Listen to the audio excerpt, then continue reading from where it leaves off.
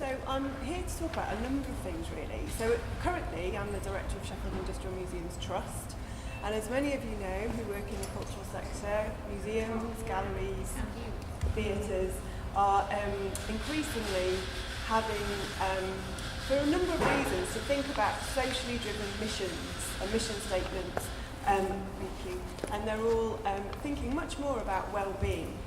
In my previous role, I worked for Arts Council England, and I had a national role around engaging audiences, and I also led on arts, health and wellbeing at the Arts Council. So I'm going to talk to you a little bit about the policy context nationally for this type of work, and also some of the issues that throws up.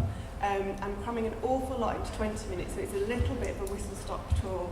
And I'm also, at one point, going to invite Lou to come up and talk a little bit about imaginations and the work that they're doing in the wellbeing agenda. Hence, I've got my notes, so I may lose my thread with this.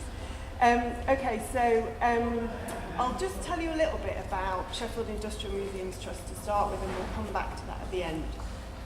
So, for those of you who don't know us, we are the Industrial Museums in Sheffield.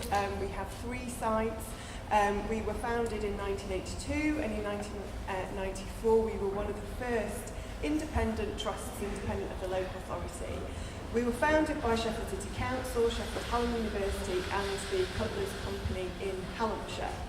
And we are the custodians of the industrial collection, which is very kinetic, and that's quite interesting when you're looking at wellbeing. It's very sensory, it smells, it moves, it's loud, and we have done, and I'll come back to this at the end, quite a lot of work with autism, and we have autism-friendly maps and kind of point out things that might impact on people with autism, and we have staff and volunteers with autism at the Trust.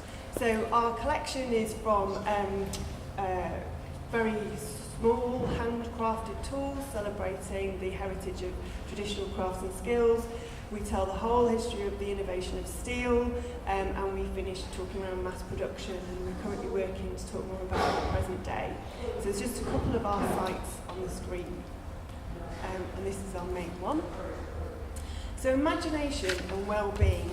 I think that one of the really profound things that I think is always worth bearing in mind and often forgotten is that humans are creative beings, and that's what sets us apart, and this is slightly controversial, from the rest of the animal kingdom, is that it's an intrinsic expression within us to realise our imaginations creatively and outwardly.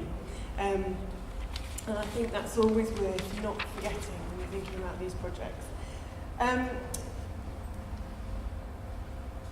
Engaging in the arts is increasingly associated, as we've heard, with positive impacts on well-being, and that can be general impacts, but there's also an increasing number of studies, and I'll talk about a couple of these, around, I think we're going to hear about one next, specific health-related examples, well-being examples, and particular things, such as postnatal depression, respiratory diseases. Ben mentioned a lot about moving more and balance, and also something that I will pick up on, and Ben mentioned it, is the social isolation. Poor health, as Ben mentioned as well, is a massive barrier to engaging in the arts. I should have said on the previous slide, the top reason, according to the Active People Survey, which is a government survey that's continuously done about people's participation in arts and culture and sport, for engaging in the arts is to spend more time with friends and family. Most people find that has a really beneficial impact on their well-being. Some would disagree. But it comes up time and time again when you're surveying people who are doing arts, participating in the arts. What's the reason for doing this? It's actually to spend time with friends and family. People find friends through doing it. It's a very social activity. So when people can't do that, and this is kind of a double-edged sword and a vicious circle, not only does it has a detrimental impact on their health, but then the detrimental health becomes a barrier to them engaging as well. So there's this kind of vicious cycle that starts to happen when people can't engage in the arts. And some people, I mean, that's obviously a spectrum, but to some it's much more important than others. So, you know, a really obvious historical example is Van Gogh. When he was in the asylum, that was his most prolific painting phase. Other people say that when they can't engage in the arts, it makes them feel much more unwell. And I think the thing to remember is that a lot of people who can't engage through health actually did lead very active cultural lives. So there's a kind of a doubly negative impact on not being able to engage. There are obviously social benefits to engaging, as I've said. And one thing that came up, I did quite a lot of work with the Bearing Foundation, and they're running a programme at the minute of arts and older people with the Arts Council. But through some of the research for that, one thing that really struck me was in older men, the social isolation in older men, and that some older men in particular, me as well, but it was more profound in men, hadn't spoken to somebody in a week. And the only time they spoke to somebody was when they came to that arts project. And they were obviously physically well enough to be able to come. There were a lot of incentives put in place, support workers to get them there, etc. But that was the only point in the week when they were actually socially interacting, was when they came to that project. So I think we can all agree, generally, that engaging in arts and wellbeing is generally good for you and makes you feel better. Something that, so you might ask, well, why isn't this available on the NHS then? Why isn't it everywhere? And the truth is that in some areas it is. And like all postcode lotteries, it's not everywhere. And I'm being a little bit provocative there, but basically, obviously the NHS is in crisis. Some clinical commissioning groups have more acute issues in their areas than others. They obviously have slightly different budgets, and some put more emphasis on prevention than others. And generally this work is at the preventative end of the spectrum. We're not working in an acute environment or an acute setting. However, there are some arts projects that do, and do have evidence and evaluation and statistics around that. So the term that we hear a lot, and it's a bit mysterious, I was thinking, is social prescribing. So what is social prescribing? Well, the term first popped up when I started working in this area, which was in the late 90s, and that's when you sort of see it in academic journals and research that this term starts to be used. Really, all it is it's a movement, it's a way of thinking about how we're using arts, sports, other cultural activities to offer an alternative to medical intervention. And I want to be really clear here that I'm not saying this should be a substitute for, but I think it should be kind of on that spectrum. There is a school of thought that thinks that engaging in other activities should be used instead of a medical model. But I think, there is pros and cons for both. It's obviously a big issue, and it's not what I'm here to talk about. But there are those two different schools of thought. So when thinking about it as a kind of a spectrum and an offer, that's what it really is. And it obviously dates back to roots in the community arts movements in the 1970s.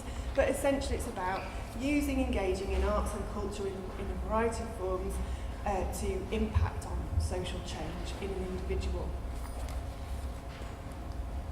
So just to kind of talk really briefly about some of the recent documents that have made changes in this area or been quite seminal.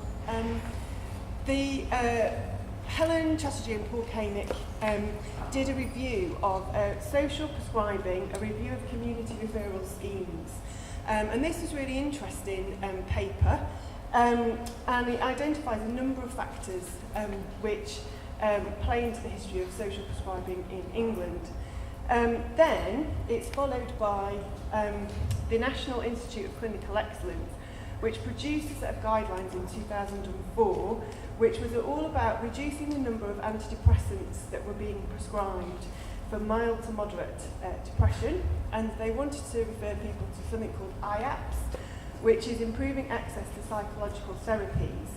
And this gave opportunities for patients to start combining that medical model of medication with a more social model of medication.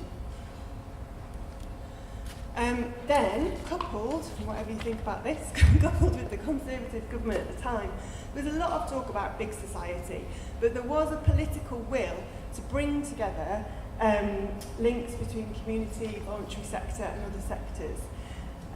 This also was around the same time as the Marmot report, which again, it's a really interesting report. It's really all around health inequalities, but it also talks about proportional universalism and how traditionally we always try to target the hardest, or however you want to describe the communities that are in, that haven't got, if you like, the not have communities.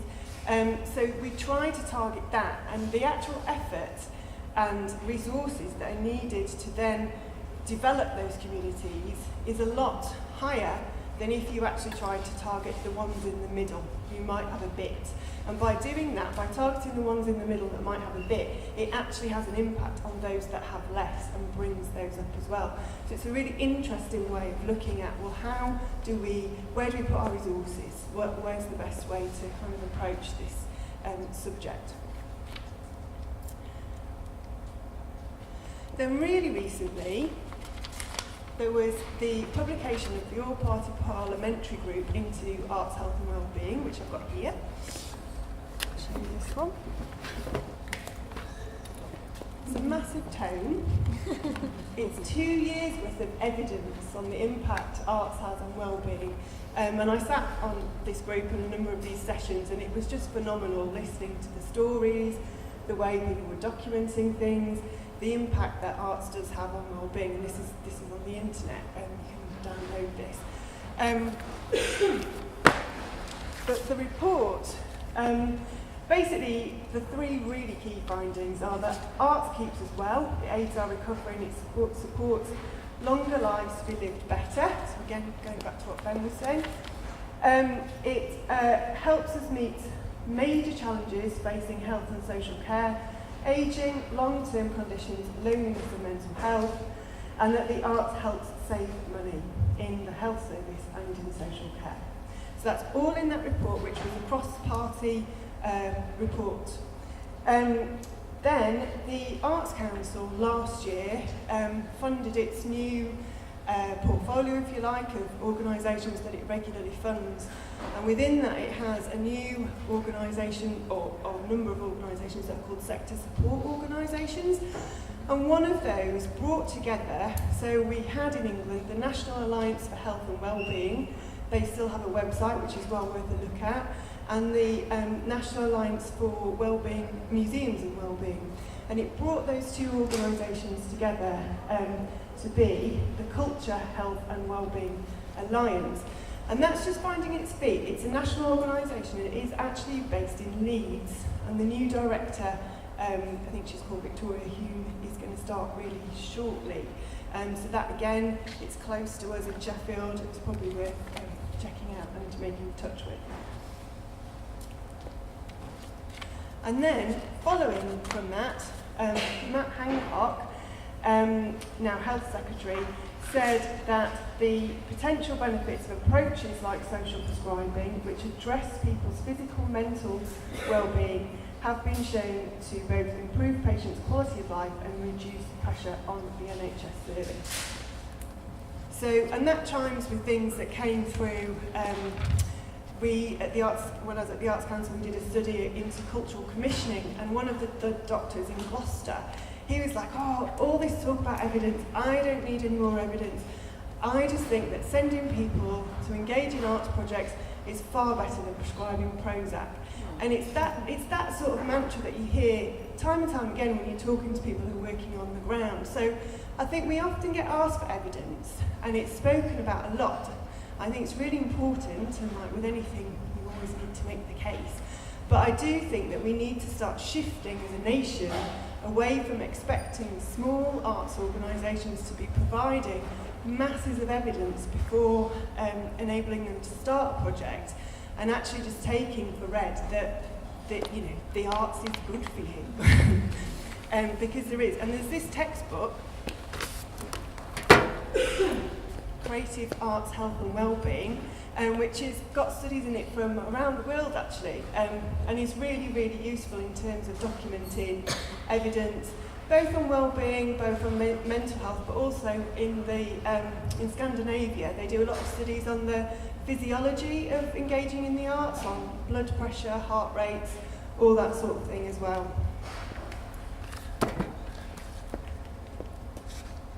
So, I'm sure many of you do deliver these projects, and I don't want to teach people to suck eggs, but I think it's also just worth remembering a few points that come up that can really make a really successful project or something go terribly, terribly wrong, and just making sure that those things are right. I think one of them is around motivations. So people don't like being tricked into doing something, and I think that a lot of these projects, there is actually an agenda underneath. And so it's being clear with yourselves as an organisation and the participants what the agenda is. Because often people can sort of smell her out, or they sort of think, oh, well, I thought I was just doing this for me, and in a way they are, but then they find out they're being measured and these measurements are being used for this and that and the other. And it can have a really negative impact on how people trust the artists, you as an organisation, and all that kind of thing. So I would just be really clear about your motivations at the start. The projects that have the greatest impact are really good relationships between arts organisations and healthcare professionals. And I think there's so many times, so many stories I've heard, projects I've seen, where you, as an artist, are left in a really vulnerable position, and you're expected to go into an organisation or into a room with people who are very vulnerable. There's no support. What you're doing needs to be really carefully thought through, obviously, because it can actually initiate adverse reactions. Then how are you equipped to deal with that? Is it just left open at the end of the session, so kind of people go away feeling a bit disturbed? There's all kinds of things that can happen in that environment, so just being clear with who you're working with, that there will be support on hand, that your activity is appropriate and it's all thought through. And there are some organisations who are so skilled at this, and they've been doing it for decades and decades and decades, but there aren't actually that many of them. So another point is that if, for some revelation, it was tomorrow somebody in the government said, right, we're going to roll social prescribing out across the country, everybody's going to have these participation programmes, there wouldn't actually be enough organisations with the right skills and knowledge to deliver that. And that's the truth, really, is it's a very, very skilled and specialist activity.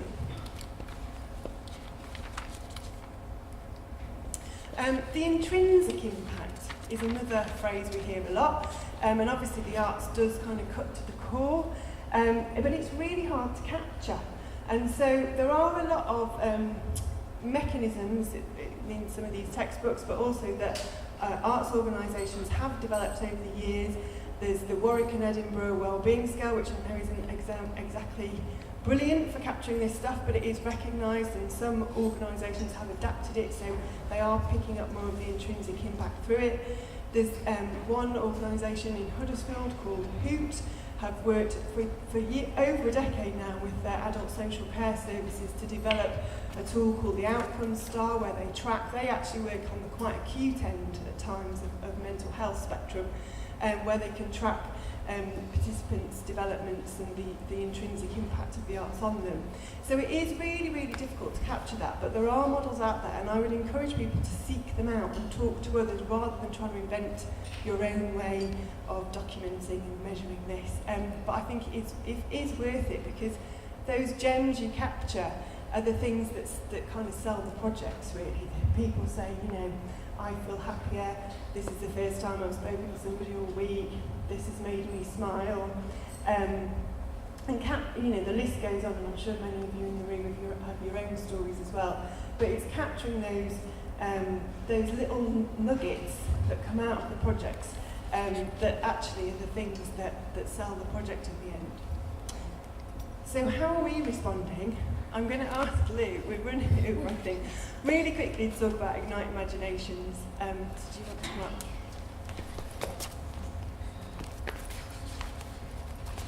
I'll just say a few words. Helen wanted us to come up because we've been doing things with arts and wellbeing for 14 years now, I think. And basically, what we do with all of our workshops is that we have a theme, or we have a subject that we like to explore. So it might be, am I old, where am I from, what are my hopes and dreams? And so we use that question, which is usually very social or relevant to that community group, and we use creativity then to explore it, so that exploring those subject matters hopefully becomes easier because your hands are busy, you're sharing each other's experiences, you're seeing each other's artworks, you're explaining why you've drawn that certain picture. And then what we always do is we have a celebration and exhibition at the end, and for me I feel like that's such an important part of our delivery, is that people who enter the room, as all of you know, going, oh, I don't draw, I don't know how to do that, they then have their artwork displayed in the Winter Gardens, for example, and the Lord Mayor comes. And so then there's something really proud for them, something that really invokes that pride in them to show off. So just a recent example, we had a project with some ex-servicemen, and they did this beautiful collaborative artwork, and it was all about the different regiments that they were from, and they all came up suited and booted to the exhibition at Winter Gardens. The Lord Mayor was there, and they loved that. And then they were talking about how doing that piece of artwork allowed them to share experiences that they hadn't really touched on before. So words and phrases that each regiment used that you wouldn't know unless you're part of that regiment. And they were saying themselves, they were all men, they were laughing and crying, creating this piece of artwork, because it kind of gave them a safe space to do it without standing in front of each other and telling each other about their previous lives. So I suppose just very quickly to wrap up on my side, just charming what Helen said, we very much are about participation, working in communities, with communities. Our artists are enablers. They bring high quality activity and high quality skills, but it's about then allowing that person to really feel free to explore their creative skills and expressions that I believe are already in there already. Thanks, Lou. I'll be quick. So at the Museums Trust, the Industrial Museums Trust, we are placing wellbeing at the heart of everything we do, really. And that's sort of across the board, from kind of finding more out about general visitors, and there's some interesting, another book, there's some interesting studies on how museums impact on health and well-being.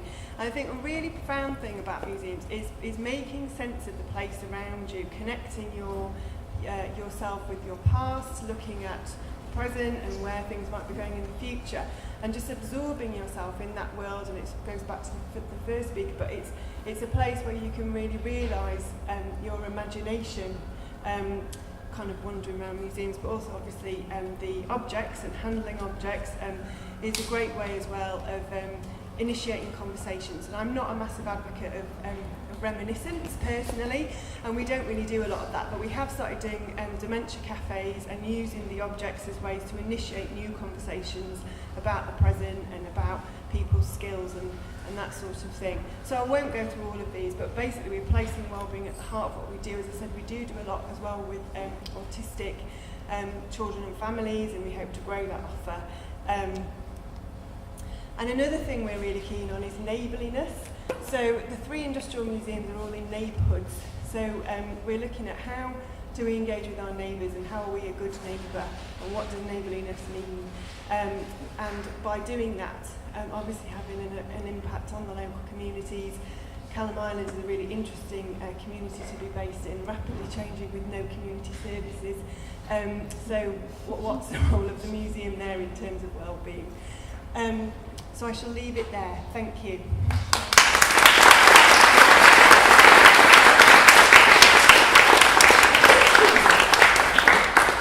Great. So we've got time for a couple of questions. We're running a bit late, but we can.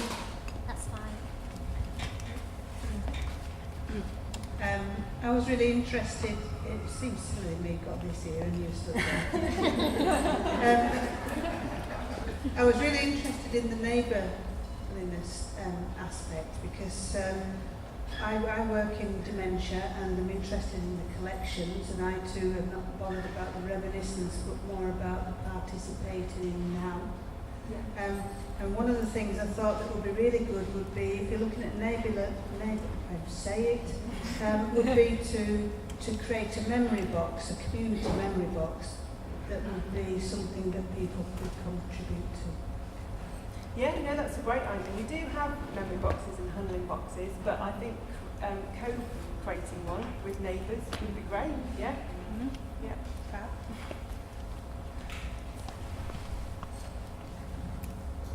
Thank you. That was a wonderful talk, and I just feel like I'm learning a lot of stuff that I know already, but in a very packaged way. So first of all, thank you for taking the time to present to us.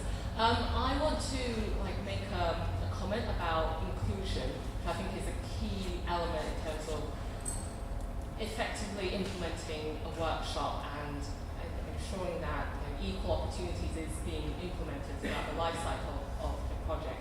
I feel like there is, as a service user of many art and wellbeing workshops, projects within the community, I feel like there is almost an imbalance with the emphasis of inclusion, with saying we want to get all these diverse communities through the doors and into our project, accessing all these wonderful opportunities, but then it kind of stops there. So once you've got people from BME communities, LGBT, low income, in through your doors, and you're actually doing the workshop with them, I feel there's almost less of an emphasis with inclusion once you're actually in the workshop. So I've had personally some bad experiences with workshops in the last few years, and also recently, where I feel like some participants, fellow participants, me being one myself, have acted in a way that's just not being very respectful, and I feel like that could easily be incidents like that, sort of more isolated ones, can be prevented with having almost like a code of conduct, and that would be ingrained within inclusion policy, and also to have participants to co-create that rather than sort of, these are our rules and we're going to tell you what these are and you'll expect to follow them. So I just wanted to hear your thoughts on that. Yeah, I mean, I couldn't agree more. I mean, good practice is that as an artist working in these settings, at the beginning of the session with participants, you would collaboratively come up with the group rules and what is and not acceptable. And I think that's one of my points really, is that these projects are incredibly delicate to facilitate, to manage, and there is so much thought that needs to go into them, from very simple things like that, but actually if they're not done can have a real detrimental effect, through to how do you gather the evidence, how do you measure this, how do you actually get the people in there, how are you making sure that so-and-so who lives down the road, no one's seen them for a week, are they okay? And the organisation starts to take on a lot of social responsibilities themselves that maybe, should they not be doing that? So there's all sorts of questions, it's riddled with issues. But I think it's taking the time to think it through from the beginning, learning from others and think about what is good practice, what can avoid some of those situations. But that is one that does come up frequently, and I think that, if that can happen, then that often is a good way of stopping uncomfortable situations. Okay. Thank you.